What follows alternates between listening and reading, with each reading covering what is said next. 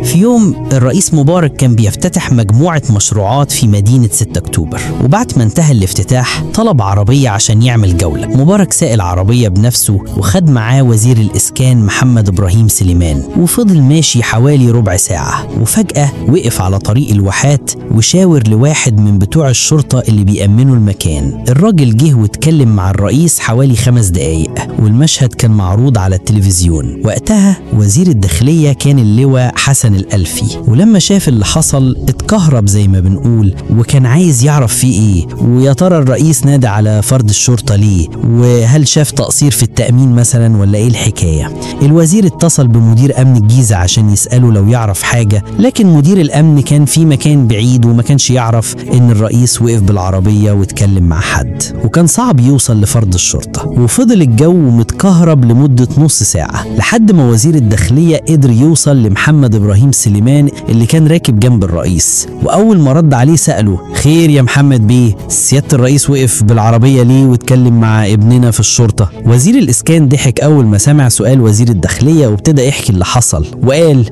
واحنا راكبين في العربية الرئيس شاور لي على واحد من اللي واقفين يأمنوا وقال لي تراهني ان المخبر ده ما فطرش، انا شايفه من ساعة ما دخلت الصبح وهو واقف هنا في الحتة المقطوعة دي، واكيد ما كلش اي حاجة. وفعلا مبارك قرب من المكان اللي واقف فيه المخبر وشاور له، والراجل جه فورا وادى التحية العسكرية للرئيس. مبارك سأله: انت فطرت ايه النهاردة؟ صاحبنا سكت وما ردش. مبارك ابتسم وقال له: قول الحقيقة، انت فطرت النهاردة ولا لا؟ الراجل رد: الصراحة يا فندم انا فعلا ما فطرتش، وكنت مستني الزيارة تخلص وبعدين اروح اكل. الرئيس سأله: انت واقف هنا من امتى؟ فرد الشرطة قال: من الساعة 6 الصبح. الرئيس سأله: انت منين؟ قال: من شبين الكوم يا فندم. وهنا مبارك ضحك قوي وقال له: من المنوفية؟ بلديات يعني؟ اهلا يا سيدي، وساكن فين هنا؟ رد: انا سيادتك قاعد في شبين الكوم، باجي وبرجع بالمواصلات، بشتغل 24 ساعة وباخد راحة 24 ساعة. الرئيس سأله: وعندك عيال؟ فرد الشرطة قال: الحمد لله عندي 4 عيال كلهم في المدارس. مبارك قال له: مش عاوز حاجة؟ الراجل رد: والله يا فندم انا نفسي في شقة هنا في مصر اجيب ولادي فيها بدل ما انا رايح جاي كل يوم من شبين الكوم.